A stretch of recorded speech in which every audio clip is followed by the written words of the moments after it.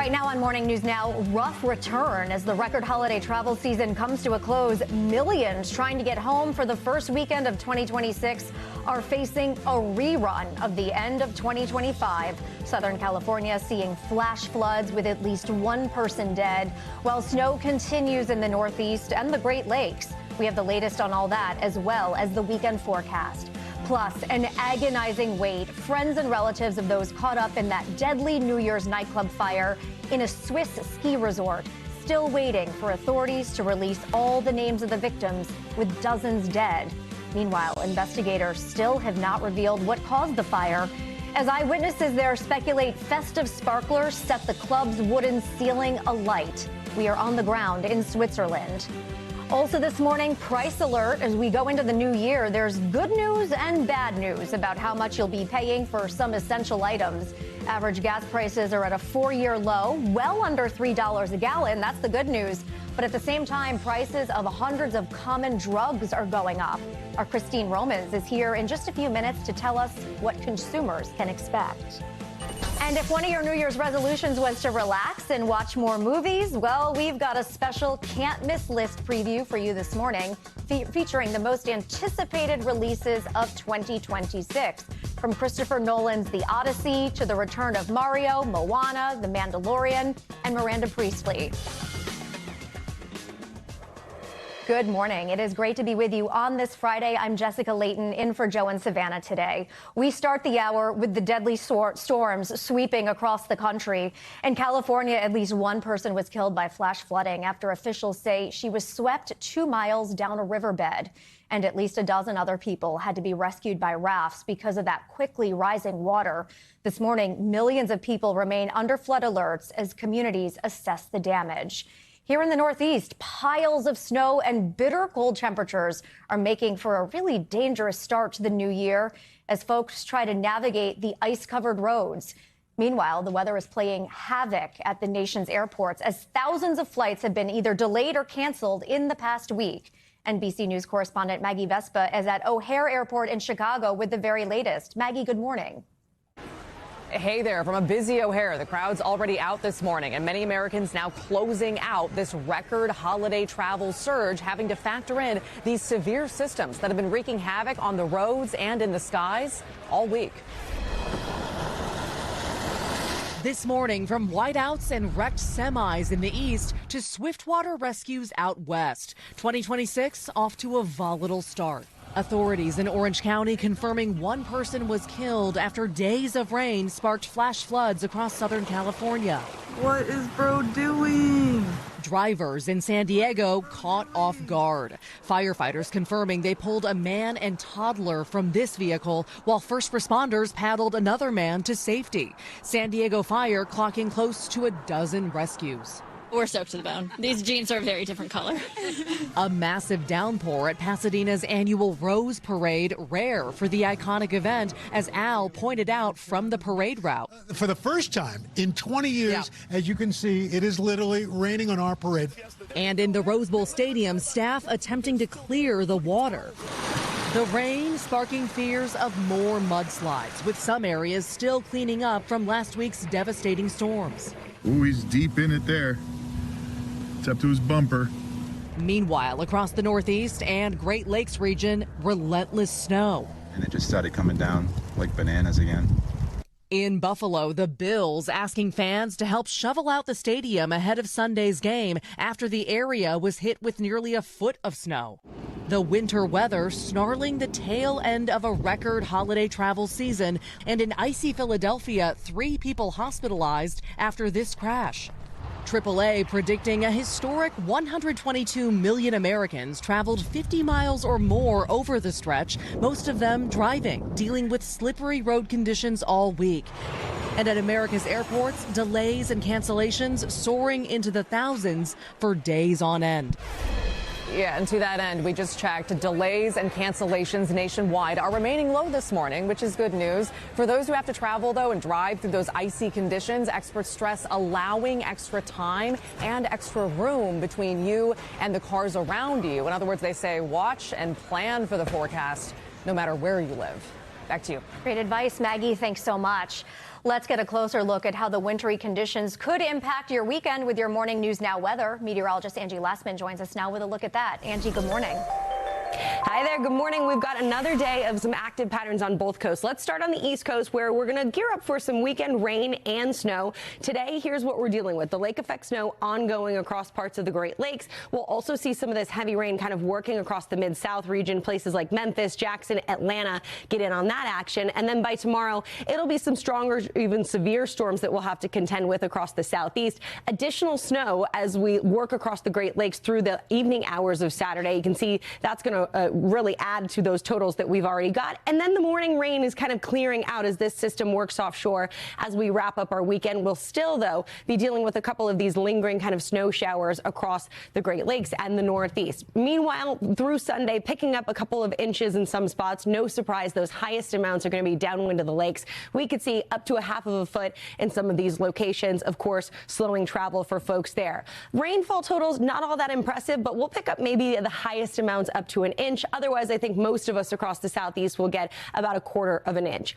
On the West Coast, already ramping up things here once again as we roll into the weekend. This next storm system is really going to arrive late into the evening hours tonight. That, of course, increases our rain chances all the way from Washington to Northern California. You can see San Francisco to Seattle picking up some of that additional rain through the day today. And it doesn't stop there. We've got more of that on the way for tomorrow. This is going to leave us with the heavy snow and the strong wind gusts across the mountain regions. We know that's going to be difficult for travel. And then that rain also concerning us when it comes to the flood threat. We've had the ongoing atmospheric river events. This one going to be significant as well. So flooding will once again be an issue for folks out west. The travel conditions not great on Sunday. It'll be, again, the mountainous regions and the flooding concerns that we'll have to watch for.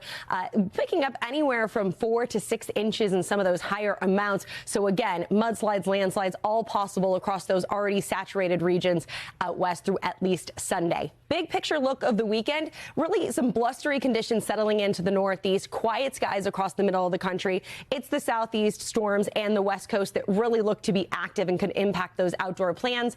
And then we've got warm temperatures and potentially record-setting ones across the middle of the country, 70s across the South, plenty of sunshine as we wrap up our weekend across the Northeast and parts of the East. We'll have sunshine and a couple of clouds. The travel trouble as you head home from the long holiday stretch on Sunday will be out west. Back to you. All right, Angie, thank you.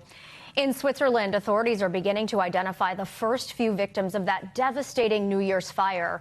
Dozens of people were killed and more than 100 people injured when a fire engulfed a bar in the luxury ski resort of Kron, Montana. NBC News correspondent Danielle Hamamjian is there with the latest. This morning, the agonizing search for victims continues as people gather in mourning. After a fire in the Swiss Alps turned a New Year's celebration into tragedy, the flames ripping through this bar, Le Constellation, popular with tourists and young people. You can see them scrambling for the exit. Witnesses describing the sheer panic. A lot of people were screaming, trying to escape, and I saw a lot of people on the floor, and I think these people was dead. The exact cause of the blaze now under investigation, with Swiss officials saying the fire caused a sudden explosive ignition known as flashover or backdraft. But many witnesses pointing to lit sparklers placed inside champagne bottles near the ceiling. This young man saying, when you order a table with bottles, there's a show that starts. Adding, a woman climbed on someone's shoulders with bottles, so they hit the ceiling and suddenly caught fire. That sparkler show seen here in old promotional video for the club. Swiss authorities say about 40 people were killed and more than 100 injured in the fire that began at 1:30 a.m.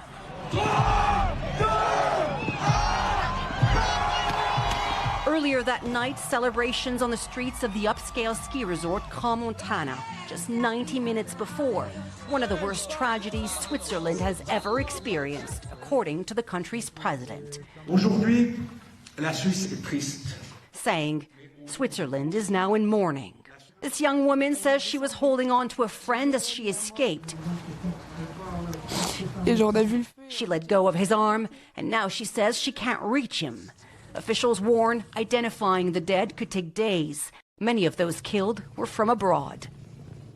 Our thanks to Danielle Hamamdin for that report.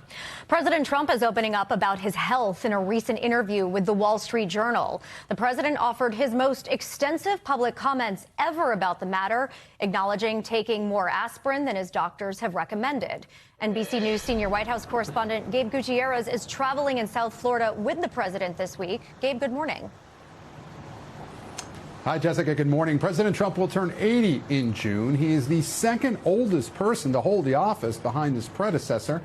And while his presidency can sometimes move at a dizzying pace, recent viral pictures and video have raised questions about his health. The White House is now trying to put any concerns to rest. With images of his bruised hands covered in makeup going viral, President Trump is now defending his health in a new interview with the Wall Street Journal. The president says the bruising is due to him taking 325 milligrams of aspirin a day, while ignoring doctors' recommendations to lower that dosage because he's superstitious. They say aspirin is good for thinning out the blood, and I don't want thick blood pouring through my heart, he says. I want nice, thin blood pouring through my heart. Experts warn that aspirin can increase a person's risk of bleeding because it prevents blood clots from forming. The president also now says the MRI he got in October as part of a routine physical, I got an MRI, it was perfect, was actually a CT scan, and that he regrets getting it because it's given his critics an opening. In retrospect, it's too bad I took it because it gave them a little ammunition, he tells the Journal. In a new written statement, Trump's physician says the CT scan was perfectly normal and revealed absolutely no abnormalities, adding the president's cardiovascular health puts him 14 years younger than his age. Trump has frequently attacked former President Joe Biden's health. we know he wasn't in the greatest of shape. While brushing off concerns about his own. You people are crazy. I'll let you know when there's something wrong. There will be someday. That's going to happen to all of us. But right now, I think I'm sharper than I was 25 years ago. The president now says he briefly tried wearing compression socks to treat conspicuous ankle swelling caused by what's known as chronic venous insufficiency, a non-life-threatening condition he was diagnosed with in July, but says he didn't like them. He calls any exercise other than golf boring. And as for recent images of him appearing to doze at White House events, Trump denies falling asleep and instead suggests photographers catch him blinking. Trump downplaying to the Journal an incident during the 2024 Republican National Convention when his current Attorney General, Pam Bondi, nicked his hand with her ring, causing him to bleed. Trump calling it a slight little cut. And just a short time ago, the president posting on social media that the White House doctors reported that he is in perfect health. Jessica? Perfect health. Gabe Gutierrez, thank you. There's some good news for people heading back home after the holidays. Experts say gas prices have dropped to a 4-year low. But the same cannot be said when it comes to pharmaceutical prices as we kick off this new year. For more on this, let's bring in NBC News senior business correspondent Christine Romans. Christine, good to have you. Good morning. So let's talk about those gas prices because this is nice for once. The average price for a regular gallon currently $2.83, but as low as $2.25 in Oklahoma. What's behind the gas price drop, and how long do we expect it to stay under $3? Yeah, after a holiday season that saw the lowest gas prices in 4 years, the forecasts for 2026, Jessica, are that you're probably going to see a national average right around $3, maybe a little bit less. You mentioned you see in the Midwest and the South some lower prices there, but the trend here has been pretty good. And the experts are telling us January, February, you're probably going to see some of the best gas prices of the year. There's just a global oversupply, so there's plenty of gas out there, and that's been good news on the cost front. And as we know, Americans are very, very focused on cost these days. Yeah, we'll take whatever we can get. The same cannot be said for pharmaceutical prices. Right. What's happening there? So at the beginning of the year is when you see drug pricing changes, and Reuters exclusively reporting that 350 drugs will see a median list price increase about 4%. So this happens every year. Last year, I think it was 250 drugs saw increases. So that gives you some perspective. This includes some vaccines and some breast cancer drugs. And also at the same time, though, you do have the White House that is pushing to lower prices and negotiating lower prices. So you saw Jardiance on there. There's some other drugs that will see some declines. I will also point out that at midnight was when, those subsidies for the Affordable Care Act expired, these extra subsidies. So a lot of people will see higher premiums this year for their health insurance if they get their care on the Obamacare exchanges. All right, Christine Romans, thanks so much. Much more to come here on Morning News Now. Later this hour, they are a crucial way of finding breast cancer. Now experts want to use mammograms to identify heart issues as well. What you need to know. But up first, after the break, a growing crisis in Gaza. Israel now suspending dozens of aid groups from operating inside that war-torn enclave. The latest next as Morning News Now continues.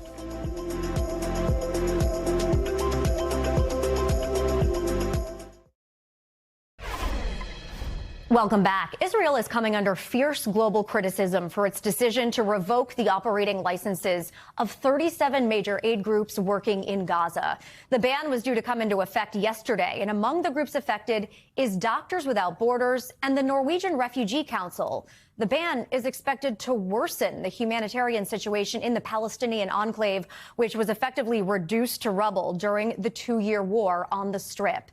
The UN condemned the move and called on Israel to fulfill its legal obligations. Israel's suspension of numerous aid agencies from Gaza is outrageous. This is the latest in a pattern of unlawful restrictions on humanitarian access. Such arbitrary suspensions make an already intolerable situation even worse for the people of Gaza. We remind the Israeli authorities of their obligation under international law to ensure the essential supplies of daily life in Gaza. NBC News international correspondent Matt Bradley joins us now from Tel Aviv. Matt, good morning. Let's talk about why Israel is even banning these aid groups. Yeah, I mean, Israel has been saying that these aid groups didn't comply with their regulations, which would require the aid groups to reveal the names of all of their local staff in the Gaza Strip. In other words, all of the Palestinians who are working for each of these aid groups. Now, the Israelis say the reason they're doing this is because in the past, many aid groups have hired people who were, they say, Hamas terrorists, some of whom participated in those October 7th, 2023 attacks that set off this latest round of conflict in the Gaza Strip. Now, the NGOs say that in order to give all of their information to the Israelis of all of their local staff, they put their local staff at risk of being killed by the Israelis in airstrikes. Now, this is not a manufactured complaint.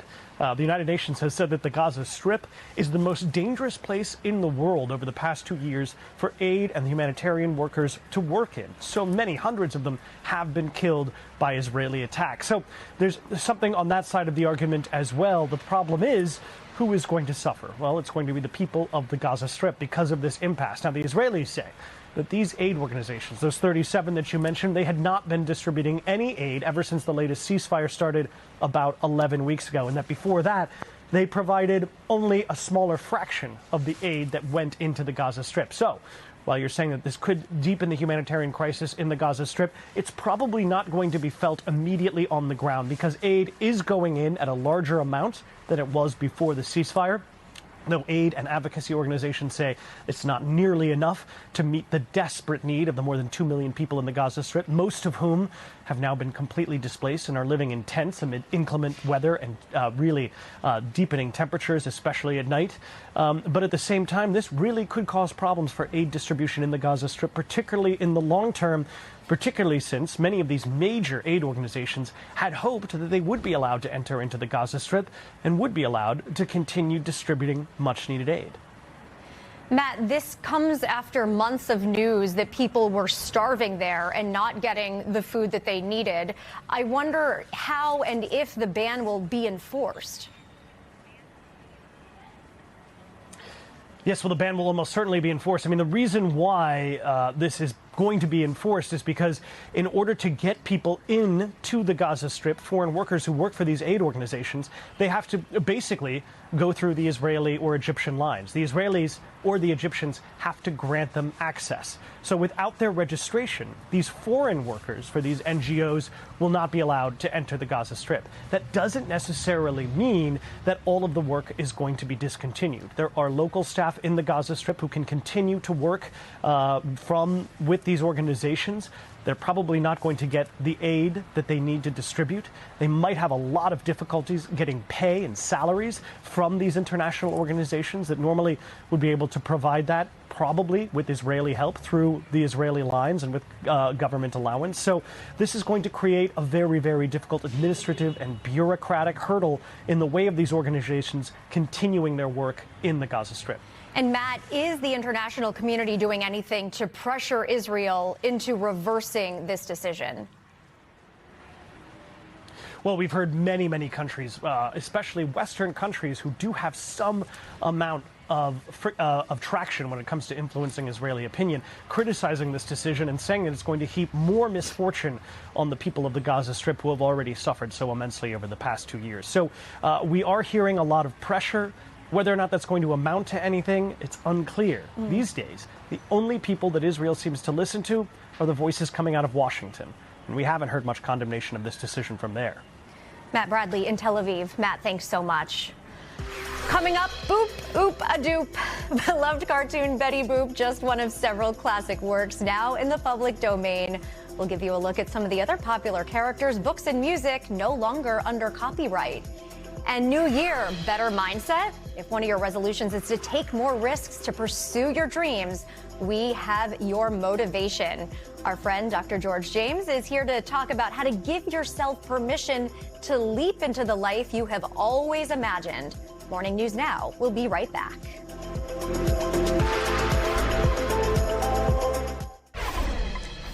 We're back now with some important health news. Mammograms, of course, are an essential tool to detect the risk of breast cancer in women.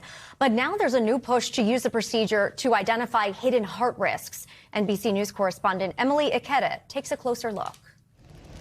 When Nancy Preston went for her annual mammogram in New York City, she never could have imagined the life-threatening diagnosis it would lead to. Not breast cancer. One of my main arteries was 70% blocked. But an imminent risk of a heart attack. I was in complete shock. I did not have symptoms except for feeling a little more fatigued than usual, which I attributed to age. The 67-year-old's mammogram and ultrasound revealed calcium buildups within Nancy's breast arteries, something emerging research has linked to heart disease. She only had a little bit, but that little bit was incredibly significant for her. Radiologist Dr. Lori Margulies is running a study at Mount Sinai that notifies patients like Nancy of breast arterial calcification, or BAC. The breast radiologist may be the first person to have the clue that there is a potential for something wrong with cardiovascular disease. As was the case for Nancy, a yoga instructor and healthy eater. It wasn't until I got that letter about my BAC that a little bell went off in my head saying, my mom, my sister, maybe I should look into this. Given her family history of heart disease and the imaging, she followed up with a cardiologist. Yes. She had 4 blockages in her arteries. And so I called the cardiothoracic surgeon, and he examined her and scheduled open heart surgery. Both doctors say breast arterial calcification on a mammogram should be added to the list of known risks for heart disease, the leading cause of death for women. But a big hurdle is that BAC is often not included in mammogram reports. I recommend that all women having mammograms ask for their breast arterial calcification results. Because for Nancy, now recovering from quintuple bypass surgery, it made all the difference. I feel very fortunate that this happened because I really think it saved my life. Emily Ikeda, NBC News. Let's go from taking care of our bodies to our minds. Have you ever felt like you were just maybe one step away from working toward your dreams, but something was holding you back? Well, this morning, we're diving into how you can break down those barriers to take the risks you have only imagined of taking. If you're wondering how to give yourself permission to take action, this segment is for you. I'm joined now by Dr. George James, who wrote the book quite literally on this very topic. He's the author of the book, I Give Myself Permission, as well as the CEO of George Talks, a licensed therapist and speaker. Dr. James, great to have you this morning. Here is the book. This is something I've been hearing a lot. I give myself permission to do this. I give myself permission to do that. What exactly does that mean? Yeah, Jessica, I'm so happy to be here and so glad to talk about this book. So for many people, many of us, we expect other people to give us permission, even as growing up as young children and in our society. And sometimes we say no before we even think about the possibility of actually doing the thing or going after our dreams. So sometimes we have to say, I give myself permission. What is holding us back? So I do this talk and I share it in the book. There's 4 things that I think really hold people back, 4 barriers. There's societal stress, all the things that we have to deal with, from money problems to politics to family to grief. Then there's a leadership stress, what it means to be a leader. There's injustice stress, when you have injustice happens over and over again. And then also family of origin stress means what we learn from our families, the good and the not so good that can impact us in our daily life. You say that learning to forgive and let go is the power behind giving yourself that permission. Who are we forgiving? Yeah, you know, many of us have lots of people to forgive. And maybe that should be your New Year's resolution. Yes. And sometimes we think that we are just going to push it aside or ignore it. Right. But that holds us down. Sometimes it holds us from moving forward in our life. So being able to maybe write some letters, have some really good affirmations, or be able to say, you know what, I'm going to let go of this hurt or this pain, or let go of the person who hurt me. I love the suggestion to write a letter. Even if you don't give it to them, it just gets the thoughts out. Is there an exercise or a question in the book that you feel that readers really resonate with? You know, one of the things I really start to say from the beginning of the book is to pay attention to your narrative. What is the story that you tell yourself, and what is the story that's being told to you? Those stories impact your ability to say you're going to write a book or spend time with a child or grandchild. So I have exercises that help people to think about their narratives. What is your goal if someone reads this book? What's the message you really want them to walk away with? I want people to know that they don't have to put themselves lower on the list. We put everyone and everything else higher, and so we feel burnout, we don't practice self-care, we don't spend time with the people that we love, but you can give yourself permission to do just that. And it is a great time to do that this is the beginning of the year. This can be a great goal for so many people. A new year of you giving yourself permission on whatever that is, and I'm excited that the book is available today. Oh, amazing. Congratulations. Here it is again. I give myself permission. I'm going to tell my husband all of this, that I give myself permission to do all the things. I tell my kids they can't say no homework, though. That's true. We do have to still set boundaries. That's in our next segment. Great to have you with us. Happy New Year. Thank you. Well, the start of the new year also means thousands of artistic creations from 1930, including films, books, paintings, songs, and more, fell out of copyright protection and entered the public domain, making them free to use and share. For more, let's bring in Jennifer Jenkins. She is the director of Duke's Center for the Study of the Public Domain. Jennifer, great to have you with us this morning. So what are some of the better known, I should say, songs, books, movies that are now in the public domain?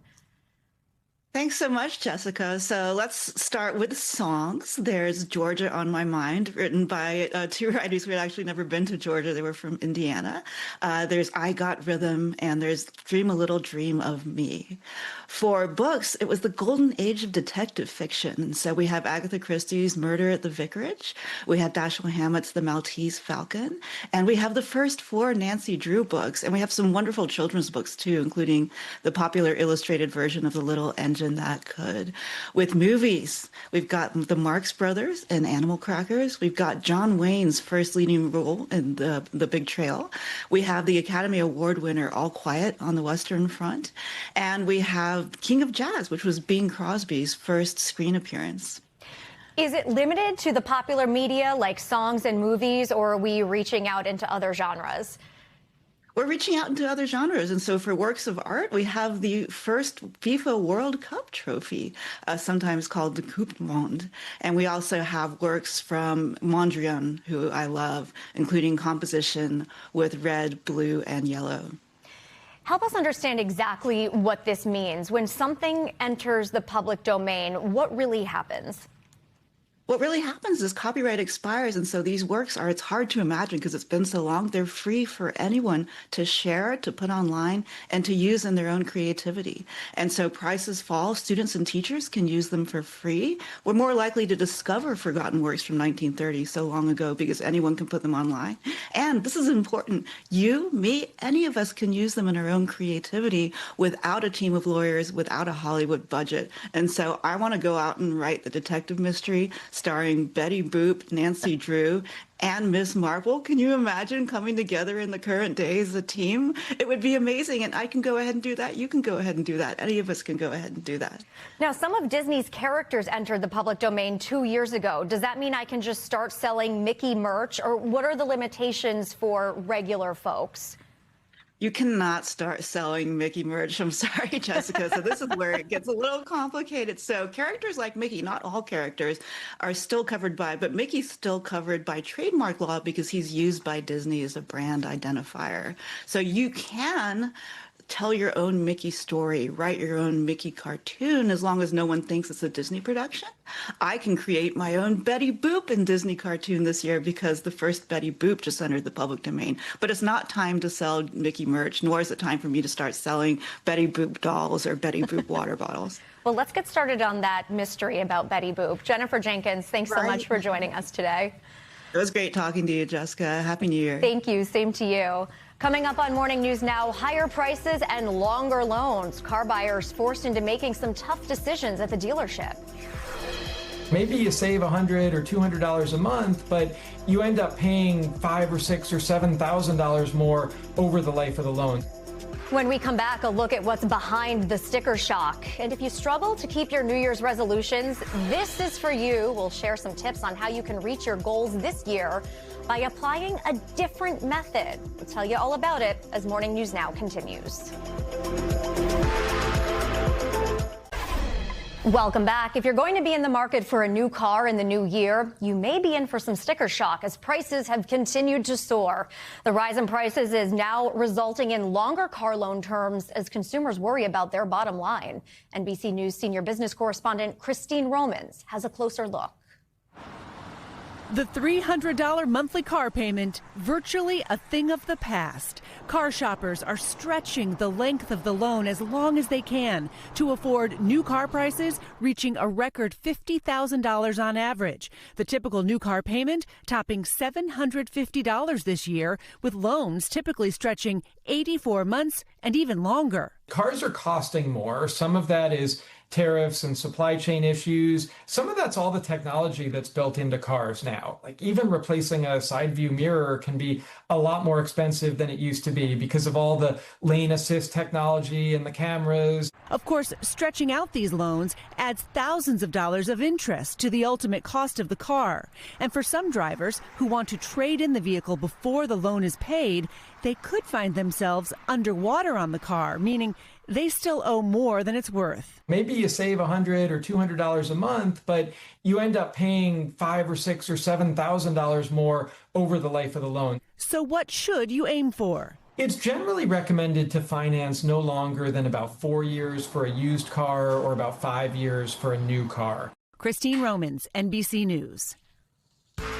More money news now. Job cuts are coming to Coca-Cola headquarters in Atlanta. NBC News business and economy reporter Emily Lorsch has your Money Minute. Hi, Emily.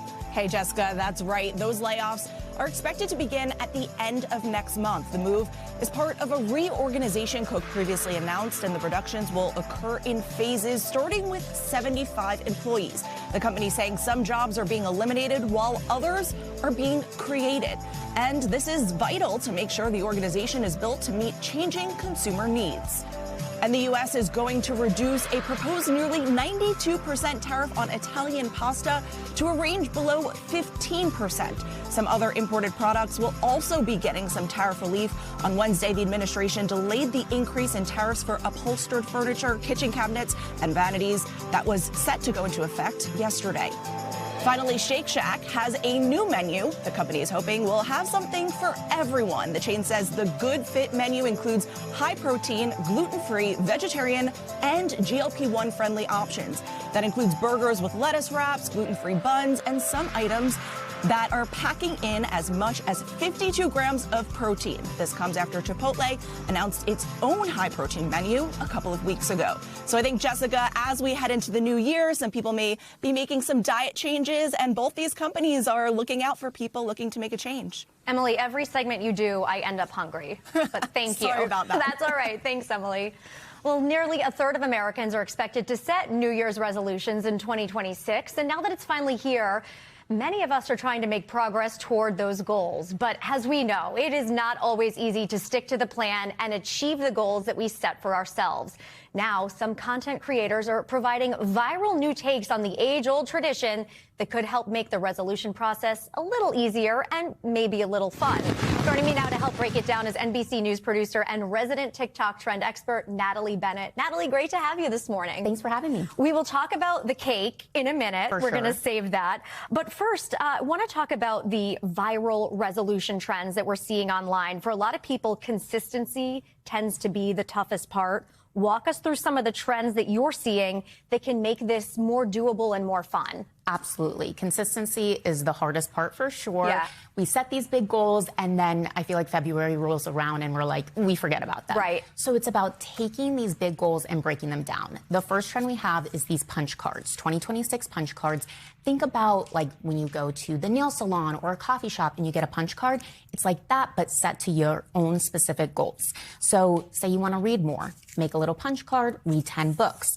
Say you want to be better at staying in touch with your friends, family, make a little punch card, call a loved one. And my favorite part is you get to punch it off when you complete it. So it's satisfying, which I love. So it is. Taking a big goal and breaking it down. And then at the end, instead of a free something, you just have that satisfaction that you've done it, right? The best gift. Are there trends you're seeing for people with maybe loftier goals in 2026? Absolutely. I feel like a bingo card is a super fun one. I've got a couple examples here. Obviously, you know the classic bingo card, but you can curate it to all your resolutions, all your goals.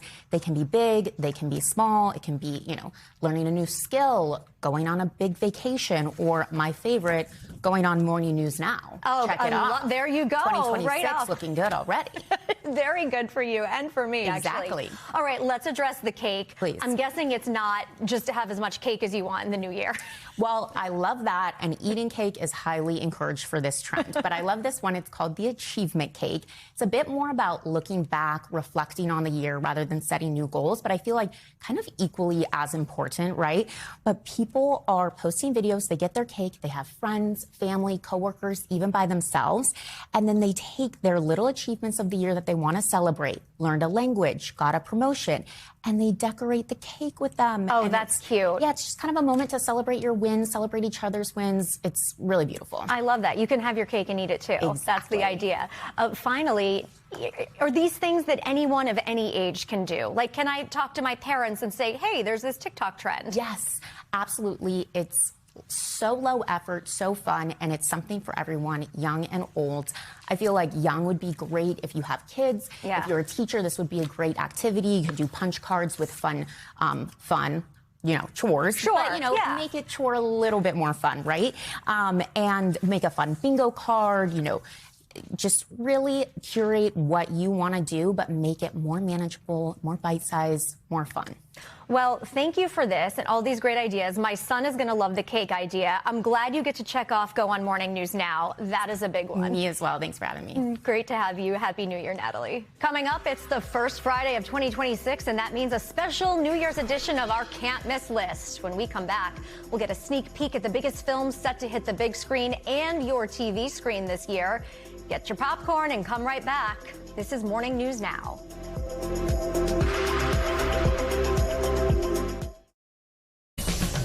Finally this hour, it's the first Friday of the new year, and this morning we have a special edition of your Can't Miss list. We're taking a look at some of the hottest films coming out across the whole of 2026. Ralphie Aversa, host and producer of USA Today's Entertain This podcast, joins me now with more. Ralphie, Happy New Year. Great to see you.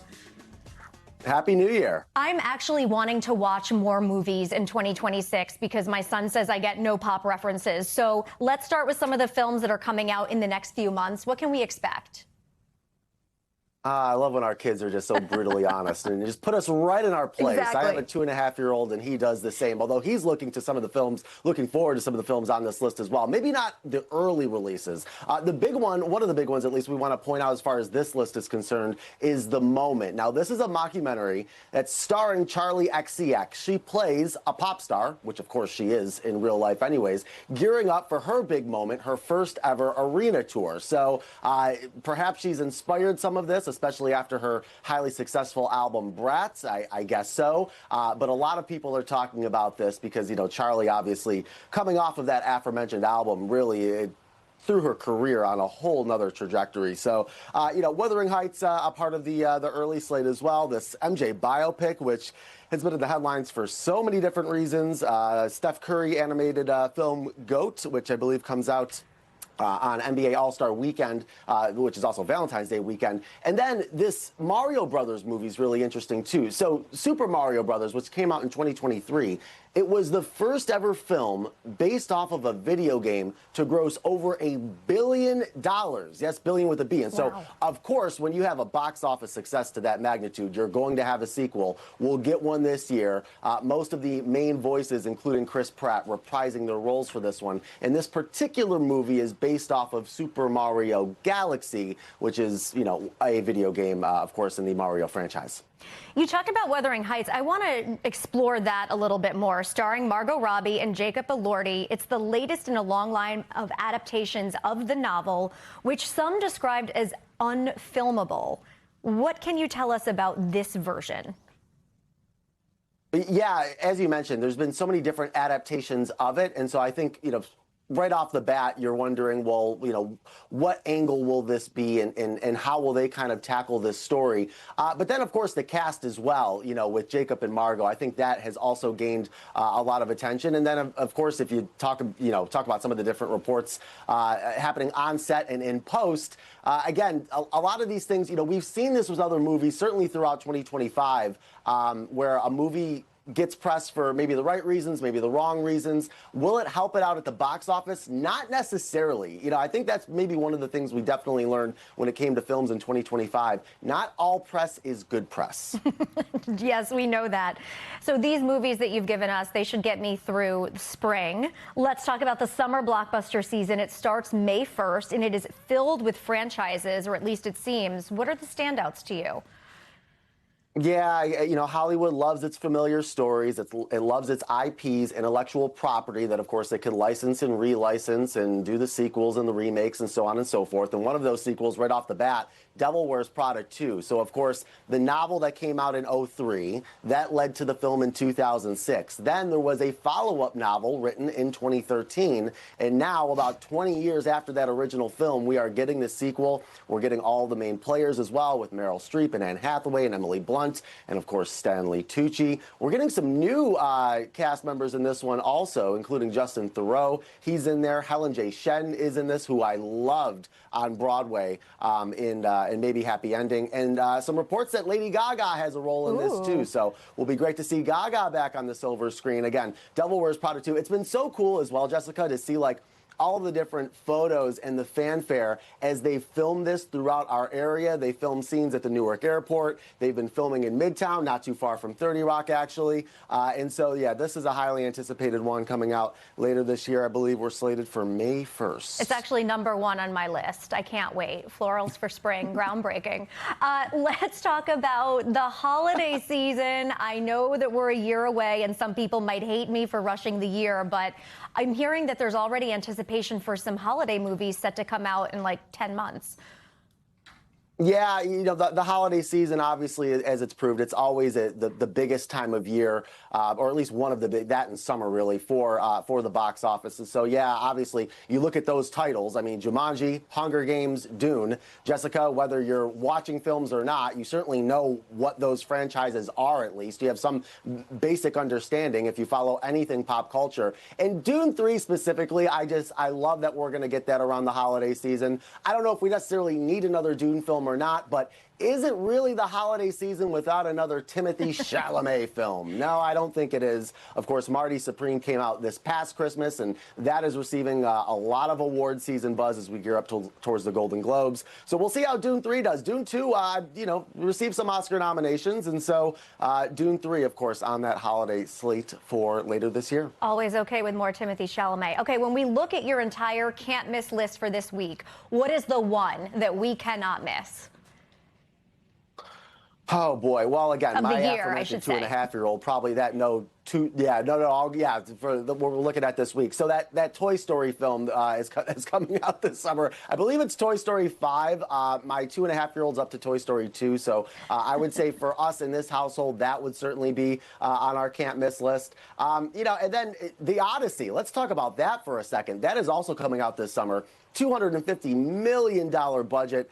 You got, of course, Matt Damon in that one and Anne Hathaway. An incredible cast. Robert Pattinson, Lupita Nyong'o, Zendaya, and Tom Holland. Not sure if they were a package deal or not. But yeah, this one is gaining a lot of buzz as well. I mean, anything that Christopher Nolan does gains a lot of buzz. And then you throw this star power into it as well. I would say that would be the one of all of these that really, really grabbed my attention. All right, good to know. Ralphie Aversa, you've given me some great ideas for my New Year's resolution to relax more and become cooler in the pop culture references with movies and TV.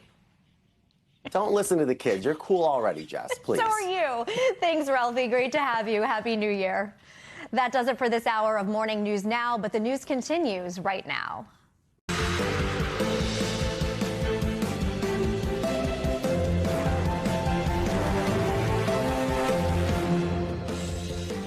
Right now on Morning News Now, rough return as the record holiday travel season comes to a close. Millions trying to get home for the first weekend of 2026 are facing a rerun of the end of 2025. Southern California seeing flash floods with at least one person dead, while snow continues in the Northeast and the Great Lakes. We have the latest on all that, as well as the weekend forecast.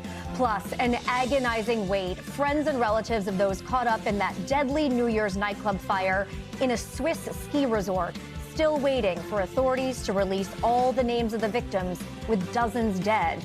Meanwhile, investigators still have not revealed what caused the fire, as eyewitnesses there speculate festive sparklers set the club's wooden ceiling alight. We are on the ground in Switzerland.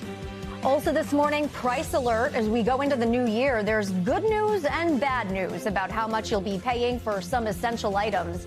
Average gas prices are at a 4-year low, well under $3 a gallon. That's the good news. But at the same time, prices of hundreds of common drugs are going up. Our Christine Romans is here in just a few minutes to tell us what consumers can expect. And if one of your New Year's resolutions was to relax and watch more movies, well, we've got a special can't miss list preview for you this morning, featuring the most anticipated releases of 2026. From Christopher Nolan's The Odyssey to the return of Mario, Moana, The Mandalorian, and Miranda Priestley. Good morning. It is great to be with you on this Friday. I'm Jessica Layton, in for Joe and Savannah today. We start the hour with the deadly storms sweeping across the country. In California, at least one person was killed by flash flooding after officials say she was swept 2 miles down a riverbed. And at least a dozen other people had to be rescued by rafts because of that quickly rising water. This morning, millions of people remain under flood alerts as communities assess the damage. Here in the Northeast, piles of snow and bitter cold temperatures are making for a really dangerous start to the new year as folks try to navigate the ice-covered roads. Meanwhile, the weather is playing havoc at the nation's airports as thousands of flights have been either delayed or canceled in the past week. NBC News correspondent Maggie Vespa is at O'Hare Airport in Chicago with the very latest. Maggie, good morning. Hey there, from a busy O'Hare, the crowd's already out this morning, and many Americans now closing out this record holiday travel surge, having to factor in these severe systems that have been wreaking havoc on the roads and in the skies all week. This morning, from whiteouts and wrecked semis in the east to swiftwater rescues out west, 2026 off to a volatile start. Authorities in Orange County confirming one person was killed after days of rain sparked flash floods across Southern California. What is bro doing? Drivers in San Diego caught off guard. Firefighters confirming they pulled a man and toddler from this vehicle while first responders paddled another man to safety. San Diego Fire clocking close to a dozen rescues. We're soaked to the bone. These jeans are a very different color. A massive downpour at Pasadena's annual Rose Parade, rare for the iconic event, as Al pointed out from the parade route. For the first time in 20 years, as you can see, it is literally raining on our parade. And in the Rose Bowl Stadium, staff attempting to clear the water. The rain sparking fears of more mudslides, with some areas still cleaning up from last week's devastating storms. Ooh, he's deep in it there. It's up to his bumper. Meanwhile, across the Northeast and Great Lakes region, relentless snow. And it just started coming down like bananas again. In Buffalo, the Bills asking fans to help shovel out the stadium ahead of Sunday's game after the area was hit with nearly a foot of snow. The winter weather snarling the tail end of a record holiday travel season, and in icy Philadelphia, 3 people hospitalized after this crash. AAA predicting a historic 122 million Americans traveled 50 miles or more over the stretch, most of them driving, dealing with slippery road conditions all week. And at America's airports, delays and cancellations soaring into the thousands for days on end. Yeah, and to that end, we just checked. Delays and cancellations nationwide are remaining low this morning, which is good news. For those who have to travel, though, and drive through those icy conditions, experts stress allowing extra time and extra room between you and the cars around you. In other words, they say watch and plan for the forecast, no matter where you live. Back to you. Great advice, Maggie. Thanks so much. Let's get a closer look at how the wintry conditions could impact your weekend with your Morning News Now weather. Meteorologist Angie Lessman joins us now with a look at that. Angie, good morning.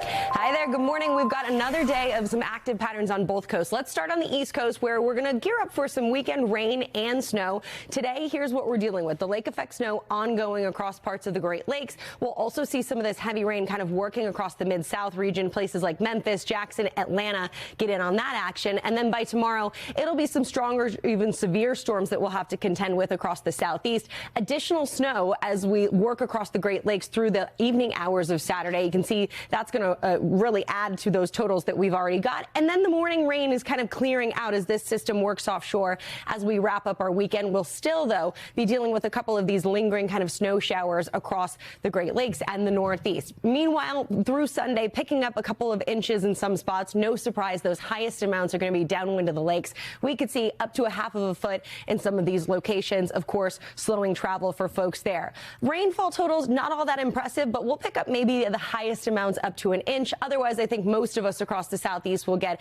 about a quarter of an inch.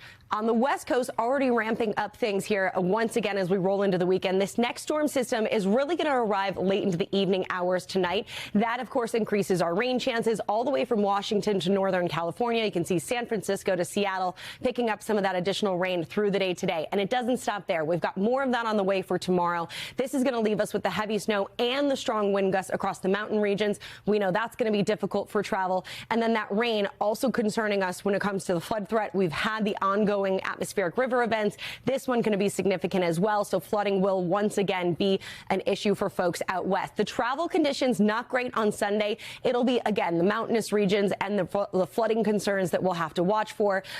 Picking up anywhere from 4 to 6 inches in some of those higher amounts. So again, mudslides, landslides, all possible across those already saturated regions out west through at least Sunday. Big picture look of the weekend, really some blustery conditions settling into the Northeast, quiet skies across the middle of the country. It's the Southeast storms and the West Coast that really look to be active and could impact those outdoor plans.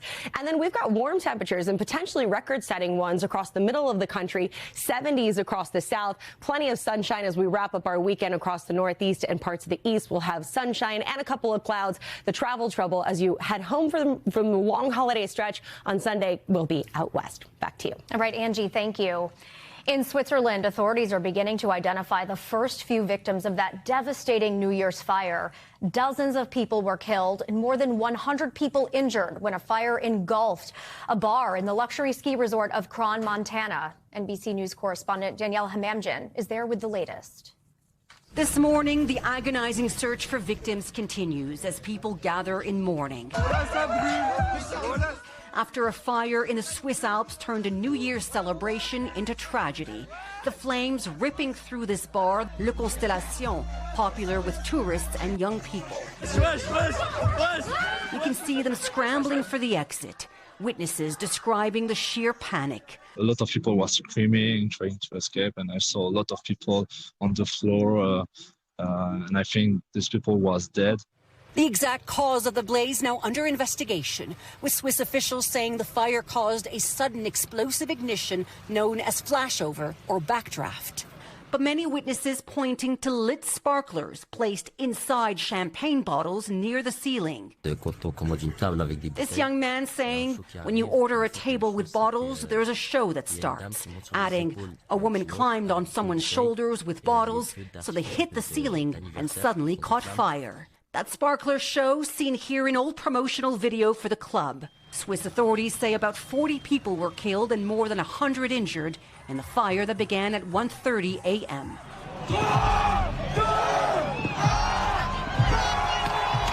Earlier that night, celebrations on the streets of the upscale ski resort Camp Montana, just 90 minutes before, one of the worst tragedies Switzerland has ever experienced, according to the country's president. Aujourd'hui, la Suisse est triste. Saying, Switzerland is now in mourning. This young woman says she was holding on to a friend as she escaped. She let go of his arm, and now she says she can't reach him. Officials warn identifying the dead could take days. Many of those killed were from abroad. Our thanks to Danielle Hamamdjian for that report. President Trump is opening up about his health in a recent interview with the Wall Street Journal. The president offered his most extensive public comments ever about the matter, acknowledging taking more aspirin than his doctors have recommended. NBC News senior White House correspondent Gabe Gutierrez is traveling in South Florida with the president this week. Gabe, good morning. Hi, Jessica. Good morning. President Trump will turn 80 in June. He is the second oldest person to hold the office behind his predecessor. And while his presidency can sometimes move at a dizzying pace, recent viral pictures and video have raised questions about his health. The White House is now trying to put any concerns to rest.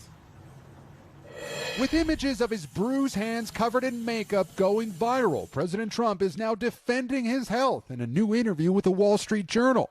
The president says the bruising is due to him taking 325 milligrams of aspirin a day, while ignoring doctors' recommendations to lower that dosage because he's superstitious. They say aspirin is good for thinning out the blood, and I don't want thick blood pouring through my heart, he says. I want nice, thin blood pouring through my heart. Experts warn that aspirin can increase a person's risk of bleeding because it prevents blood clots from forming. The president also now says the MRI he got in October as part of a routine physical I got an MRI, it was perfect. was actually a CT scan, and that he regrets getting it because it's given his critics an opening. In retrospect, it's too bad I took it because it gave them a little ammunition, he tells the Journal.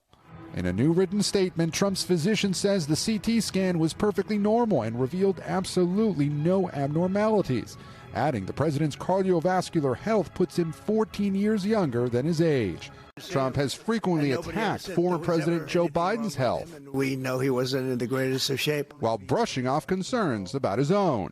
You people are crazy. I'll let you know when there's something wrong. There will be someday. That's going to happen to all of us. But right now, I think I'm sharper than I was 25 years ago. The president now says he briefly tried wearing compression socks to treat conspicuous ankle swelling caused by what's known as chronic venous insufficiency, a non-life-threatening condition he was diagnosed with in July, but says he didn't like them. He calls any exercise other than golf boring. And as for recent images of him appearing to doze at White House events, Trump denies falling asleep and instead suggests photographers catch him blinking. Trump downplaying to the Journal an incident during the 2024 Republican National Convention when his current Attorney General Pam Bondi nicked his hand with her ring, causing him to bleed. Trump calling it a slight little cut. And just a short time ago, the president posting on social media that the White House doctors reported that he is in perfect health. Jessica? Perfect health. Gabe Gutierrez, thank you.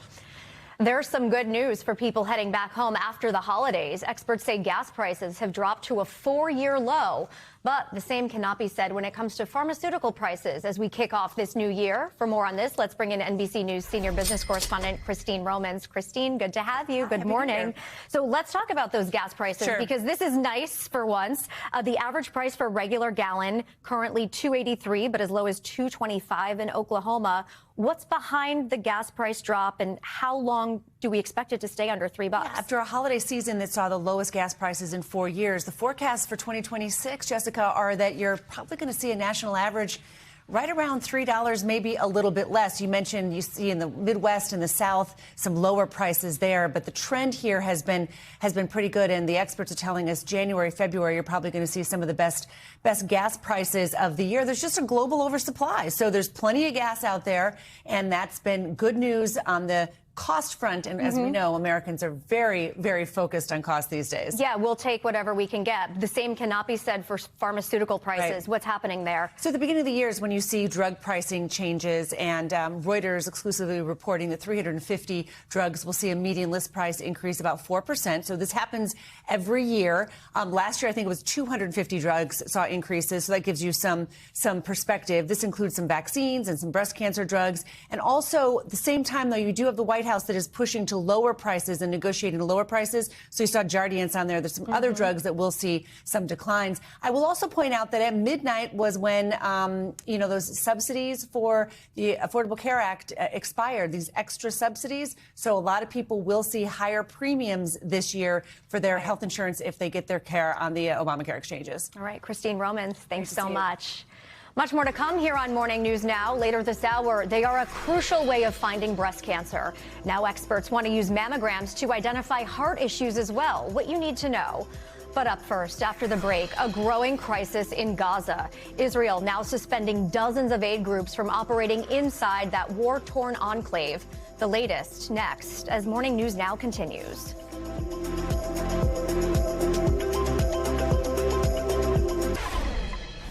Welcome back. Israel is coming under fierce global criticism for its decision to revoke the operating licenses of 37 major aid groups working in Gaza. The ban was due to come into effect yesterday, and among the groups affected is Doctors Without Borders and the Norwegian Refugee Council.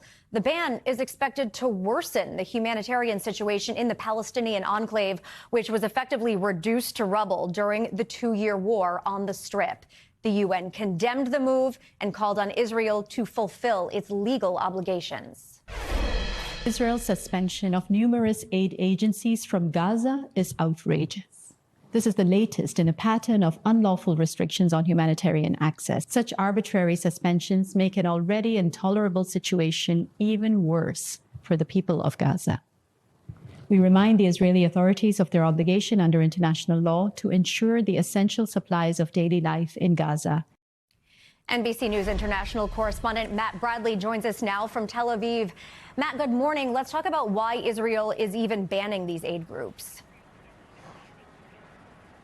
Yeah, I mean, Israel has been saying that these aid groups didn't comply with their regulations, which would require the aid groups to reveal the names of all of their local staff in the Gaza Strip. In other words, all of the Palestinians who are working for each of these aid groups. Now, the Israelis say the reason they're doing this is because in the past, many aid groups have hired people who were, they say, Hamas terrorists, some of whom participated in those October 7th, 2023 attacks that set off this latest round of conflict in the Gaza Strip. Now, the NGOs say that in order to give all of their information to the Israelis of all of their local staff, they put their local staff at risk of being killed by the Israelis in airstrikes. Now, this is not a manufactured complaint.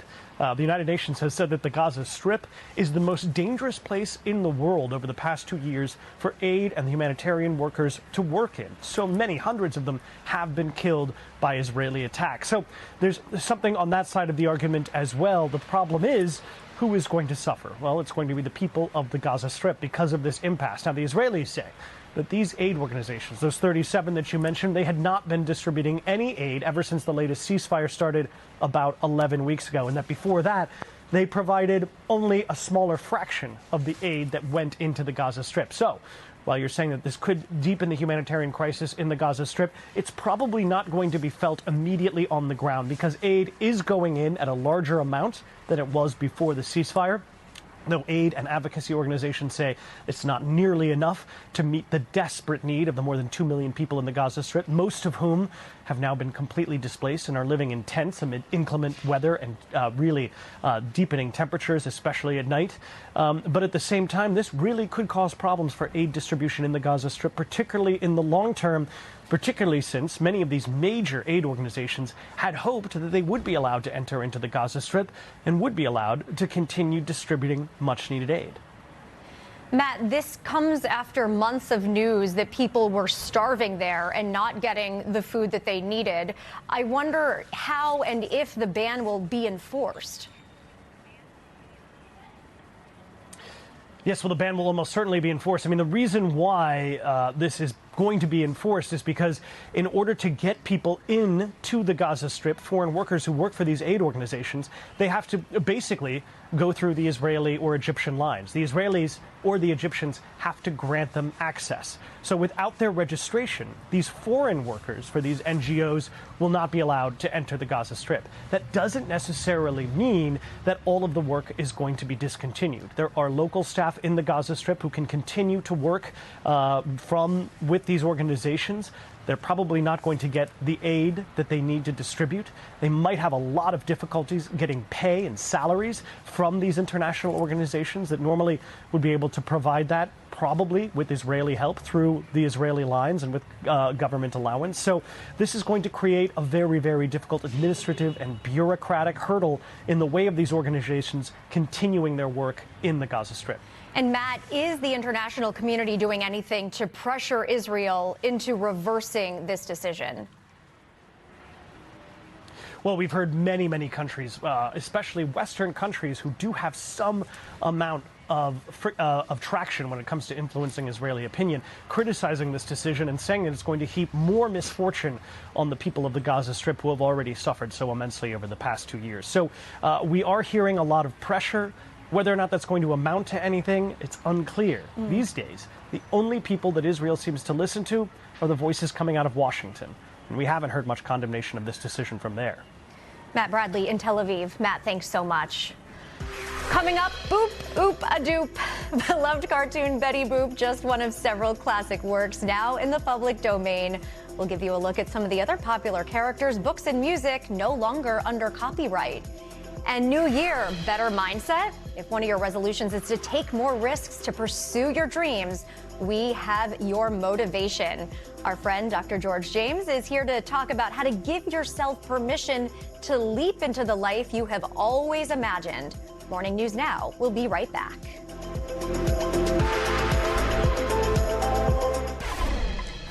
We're back now with some important health news. Mammograms, of course, are an essential tool to detect the risk of breast cancer in women. But now there's a new push to use the procedure to identify hidden heart risks. NBC News correspondent Emily Ikeda takes a closer look. When Nancy Preston went for her annual mammogram in New York City, she never could have imagined the life-threatening diagnosis it would lead to. Not breast cancer. One of my main arteries was 70% blocked. But an imminent risk of a heart attack. I was in complete shock. I did not have symptoms except for feeling a little more fatigued than usual, which I attributed to age. The 67-year-old's mammogram and ultrasound revealed calcium buildups within Nancy's breast arteries, something emerging research has linked to heart disease. She only had a little bit, but that little bit was incredibly significant for her. Radiologist Dr. Lori Margulies is running a study at Mount Sinai that notifies patients like Nancy of breast arterial calcification, or BAC. The breast radiologist may be the first person to have the clue that there is a potential for something wrong with cardiovascular disease. As was the case for Nancy, a yoga instructor and healthy eater. It wasn't until I got that letter about my BAC that a little bell went off in my head saying, my mom, my sister, maybe I should look into this. Given her family history of heart disease and the imaging, she followed up with a cardiologist. Yes. She had 4 blockages in her arteries. And so I called the cardiothoracic surgeon, and he examined her and scheduled open heart surgery. Both doctors say breast arterial calcification on a mammogram should be added to the list of known risks for heart disease, the leading cause of death for women. But a big hurdle is that BAC is often not included in mammogram reports. I recommend that all women having mammograms ask for their breast arterial calcification results. Because for Nancy, now recovering from quintuple bypass surgery, it made all the difference. I feel very fortunate that this happened because I really think it saved my life. Emily Ikeda, NBC News. Let's go from taking care of our bodies to our minds. Have you ever felt like you were just maybe one step away from working toward your dreams, but something was holding you back. Well, this morning, we're diving into how you can break down those barriers to take the risks you have only imagined of taking. If you're wondering how to give yourself permission to take action, this segment is for you. I'm joined now by Dr. George James, who wrote the book quite literally on this very topic. He's the author of the book, I Give Myself Permission, as well as the CEO of George Talks, a licensed therapist and speaker. Dr. James, great to have you this morning. Here is the book. This is something I've been hearing a lot. I give myself permission to do this. I give myself permission to do that. What exactly does that mean? Yeah, Jessica, I'm so happy to be here and so glad to talk about this book. So for many people, many of us, we expect other people to give us permission, even as growing up as young children and in our society. And sometimes we say no before we even think about the possibility of actually doing the thing or going after our dreams. So sometimes we have to say, I give myself permission. What is holding us back?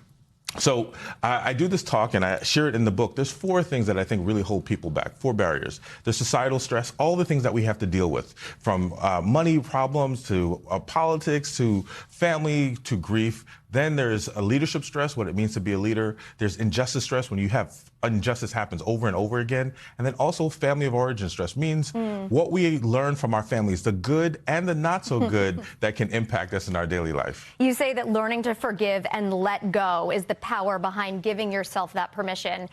Who are we forgiving? Yeah, many of us have lots of people to forgive.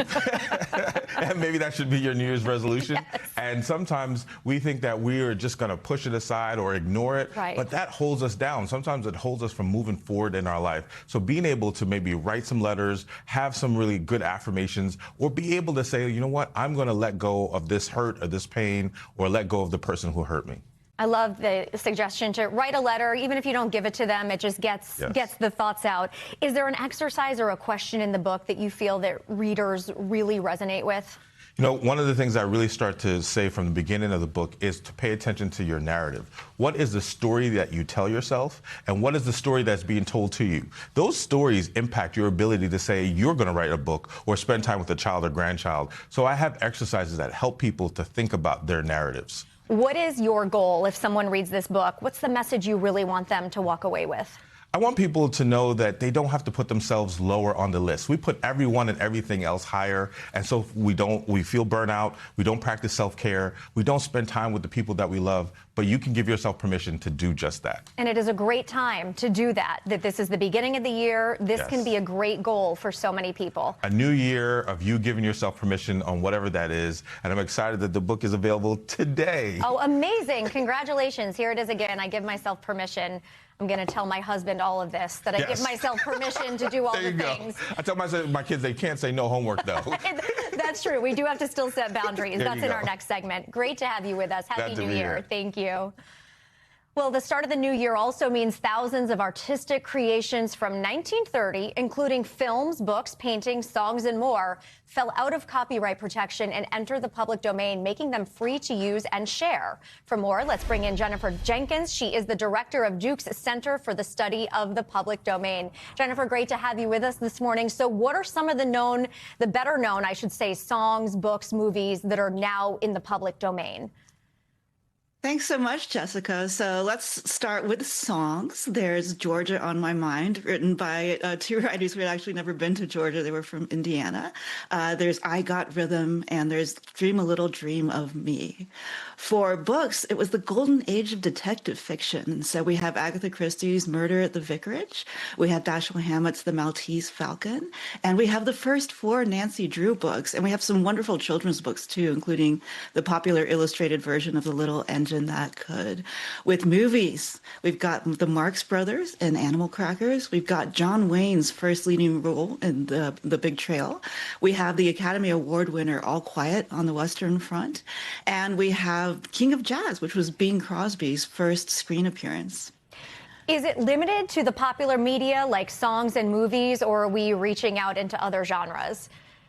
We're reaching out into other genres. And so for works of art, we have the first FIFA World Cup trophy, sometimes called the Coupe du Monde. And we also have works from Mondrian, who I love, including composition with red, blue, and yellow. Help us understand exactly what this means. When something enters the public domain, what really happens? What really happens is copyright expires, and so these works it's hard to imagine because it's been so long, they're free for anyone to share, to put online, and to use in their own creativity. And so prices fall, students and teachers can use them for free. We're more likely to discover forgotten works from 1930 so long ago because anyone can put them online. And this is important, you, me, any of us can use them in our own creativity without a team of lawyers, without a Hollywood budget. And so I want to go out and write the detective mystery starring Betty Boop, Nancy Drew, and Miss Marple. Can you imagine coming together in the current day as a team? It would be amazing, and I can go ahead and do that. You can go ahead and do that. Any of us can go ahead and do that. Now, some of Disney's characters entered the public domain 2 years ago. Does that mean I can just start selling Mickey merch, or what are the limitations for regular folks? You cannot start selling Mickey merch. I'm sorry, Jessica. So this is where it gets a little complicated. So characters like Mickey, not all characters, are still covered by, but Mickey's still covered by trademark law because he's used by Disney as a brand identifier. So you can tell your own Mickey story, write your own Mickey cartoon, as long as no one thinks it's a Disney production.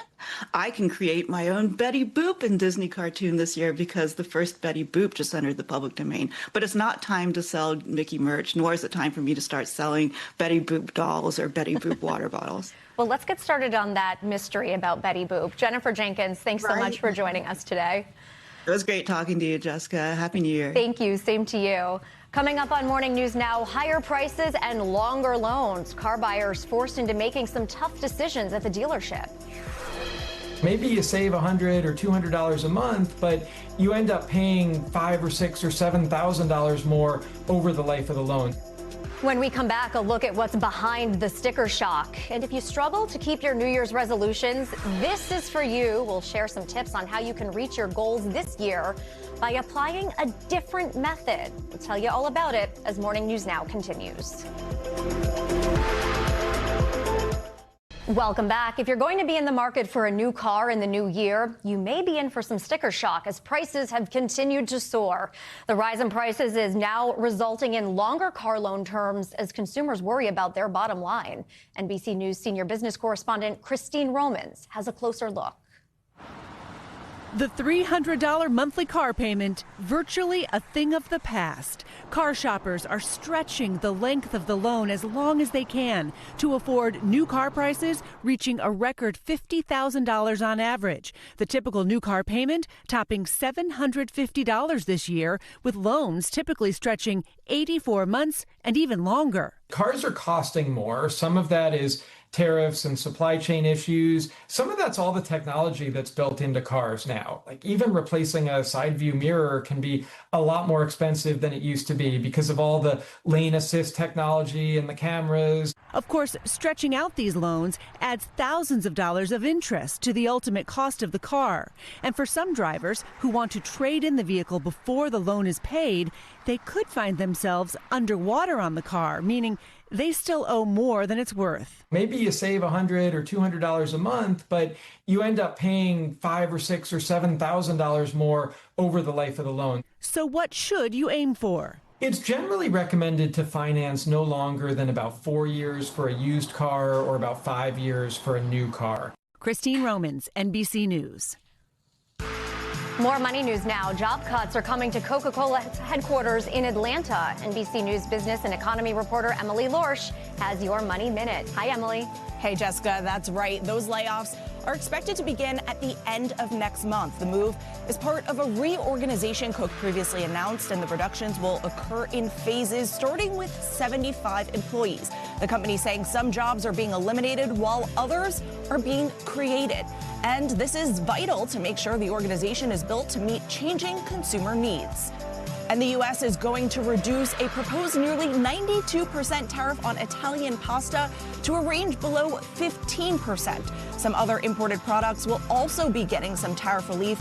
On Wednesday, the administration delayed the increase in tariffs for upholstered furniture, kitchen cabinets, and vanities that was set to go into effect yesterday.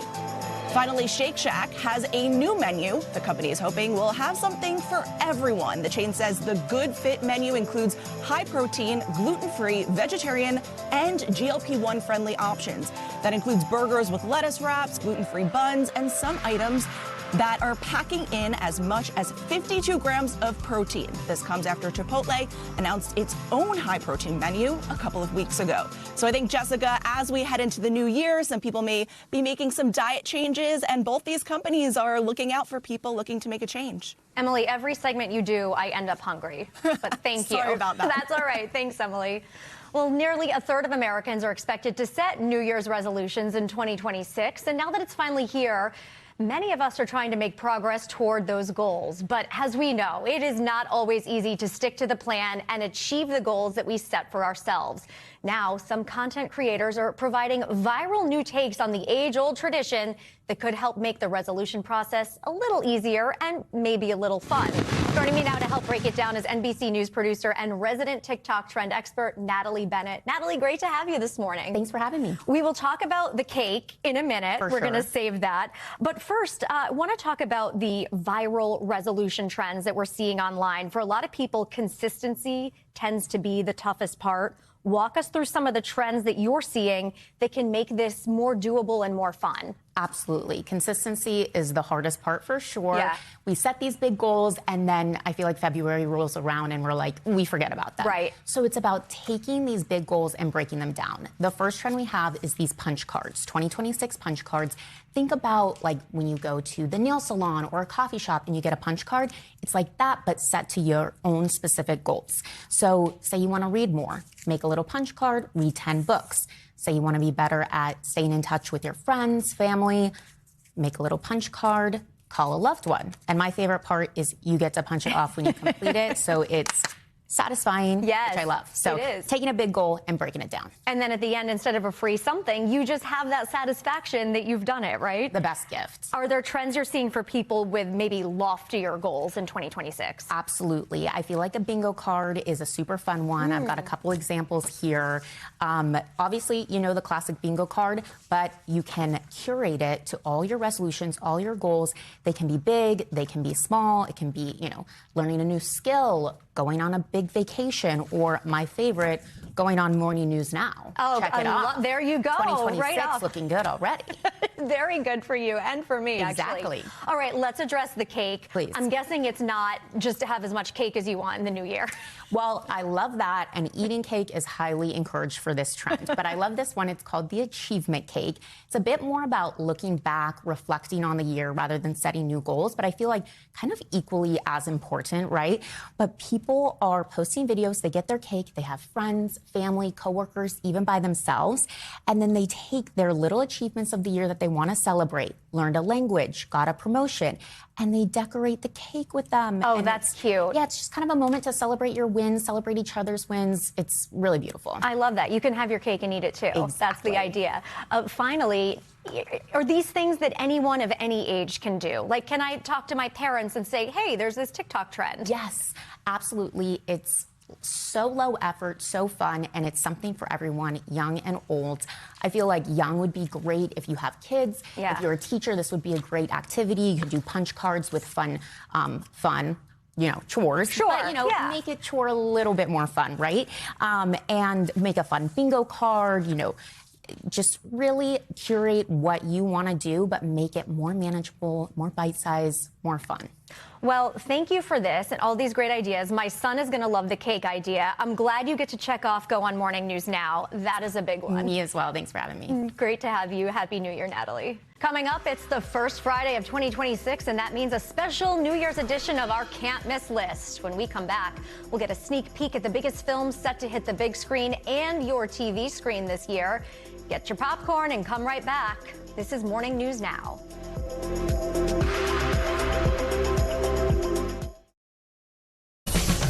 Finally this hour, it's the first Friday of the new year, and this morning we have a special edition of your Can't Miss list. We're taking a look at some of the hottest films coming out across the whole of 2026. Ralphie Aversa, host and producer of USA Today's Entertain This podcast, joins me now with more. Ralphie, Happy New Year. Great to see you.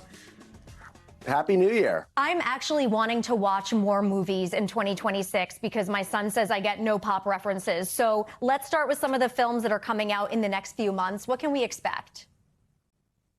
I love when our kids are just so brutally honest and just put us right in our place. Exactly. I have a 2.5-year-old and he does the same, although he's looking forward to some of the films on this list as well. Maybe not the early releases. One of the big ones at least we want to point out as far as this list is concerned is The Moment. Now, this is a mockumentary that's starring Charlie XCX. She plays a pop star, which of course she is in real life anyways, gearing up for her big moment, her first ever arena tour. So perhaps she's inspired some of this, especially after her highly successful album Brats, I guess so. But a lot of people are talking about this because, Charlie obviously coming off of that aforementioned album really threw her career on a whole nother trajectory. So, Wuthering Heights, a part of the early slate as well. This MJ biopic, which has been in the headlines for so many different reasons. Steph Curry animated film GOAT, which I believe comes out on NBA All-Star Weekend, which is also Valentine's Day weekend. And then this Mario Brothers movie is really interesting, too. So Super Mario Brothers, which came out in 2023, it was the first ever film based off of a video game to gross over $1 billion. Yes, billion with a B. And so, of course, when you have a box office success to that magnitude, you're going to have a sequel. We'll get one this year. Most of the main voices, including Chris Pratt, reprising their roles for this one. And this particular movie is based off of Super Mario Galaxy, which is, a video game, of course, in the Mario franchise. You talked about Wuthering Heights. I want to explore that a little bit more. Starring Margot Robbie and Jacob Elordi, it's the latest in a long line of adaptations of the novel, which some described as unfilmable. What can you tell us about this version? Yeah, as you mentioned, there's been so many different adaptations of it. And so I think, right off the bat, you're wondering, well, what angle will this be and how will they kind of tackle this story? But then, of course, the cast as well, with Jacob and Margot, I think that has also gained a lot of attention. And then, of course, if you talk about some of the different reports happening on set and in post, again, a lot of these things, we've seen this with other movies, certainly throughout 2025, where a movie gets pressed for maybe the right reasons, maybe the wrong reasons. Will it help it out at the box office? Not necessarily. I think that's maybe one of the things we definitely learned when it came to films in 2025. Not all press is good press. Yes, we know that. So these movies that you've given us, they should get me through spring. Let's talk about the summer blockbuster season. It starts May 1st, and it is filled with franchises, or at least it seems. What are the standouts to you? Yeah, Hollywood loves its familiar stories. It loves its IPs, intellectual property that, of course, they can license and relicense and do the sequels and the remakes and so on and so forth. And one of those sequels right off the bat, Devil Wears Prada 2. So, of course, the novel that came out in 2003, that led to the film in 2006. Then there was a follow-up novel written in 2013. And now, about 20 years after that original film, we are getting the sequel. We're getting all the main players as well, with Meryl Streep and Anne Hathaway and Emily Blunt, and of course Stanley Tucci. We're getting some new cast members in this one also, including Justin Theroux. He's in there. Helen J. Shen is in this, who I loved on Broadway in Maybe Happy Ending. And some reports that Lady Gaga has a role in this too. So will be great to see Gaga back on the silver screen again. Devil Wears Prada 2. It's been so cool as well, Jessica, to see all the different photos and the fanfare as they film this throughout our area. They film scenes at the Newark airport. They've been filming in Midtown, not too far from 30 Rock, actually. And so, yeah, this is a highly anticipated one coming out later this year. I believe we're slated for May 1st. It's actually #1 on my list. I can't wait. Florals for spring, groundbreaking. Let's talk about the holiday season. I know that we're a year away, and some people might hate me for rushing the year, but I'm hearing that there's already anticipation for some holiday movies set to come out in 10 months. Yeah, the holiday season, obviously, as it's proved, it's always the biggest time of year, or at least one of the big, that in summer, really, for the box office. And so, yeah, obviously, you look at those titles. I mean, Jumanji, Hunger Games, Dune. Jessica, whether you're watching films or not, you certainly know what those franchises are, at least. You have some basic understanding if you follow anything pop culture. And Dune 3 specifically, I love that we're going to get that around the holiday season. I don't know if we necessarily need another Dune film or not, but isn't really the holiday season without another Timothée Chalamet film. No, I don't think it is. Of course, Marty Supreme came out this past Christmas, and that is receiving a lot of award season buzz as we gear up towards the Golden Globes. So we'll see how Dune 3 does. Dune 2, received some Oscar nominations, and so Dune 3, of course, on that holiday slate for later this year. Always okay with more Timothée Chalamet. Okay, when we look at your entire can't-miss list for this week, what is the one that we cannot miss? Oh boy! Well, again, my aforementioned 2.5-year-old probably that we're looking at this week. So that Toy Story film is coming out this summer. I believe it's Toy Story 5. My 2.5-year-old's up to Toy Story 2. So I would say for us in this household, that would certainly be on our can't miss list. And then The Odyssey. Let's talk about that for a second. That is also coming out this summer. $250 million budget. You got, of course, Matt Damon in that one and Anne Hathaway. An incredible cast. Robert Pattinson, Lupita Nyong'o, Zendaya, and Tom Holland. Not sure if they were a package deal or not. But yeah, this one is gaining a lot of buzz as well. I mean, anything that Christopher Nolan does gains a lot of buzz. And then you throw this star power into it as well. I would say that would be the one of all of these that really, really grabbed my attention. All right, good to know. Ralphie Aversa, you've given me some great ideas for my New Year's resolution to relax more and become cooler in the pop culture references with movies and TV. Don't listen to the kids. You're cool already, Jess, please. So are you. Thanks, Ralphie. Great to have you. Happy New Year. That does it for this hour of Morning News Now, but the news continues right now. We thank you for watching, and remember, stay updated on breaking news and top stories on the NBC News app or watch live on our YouTube channel.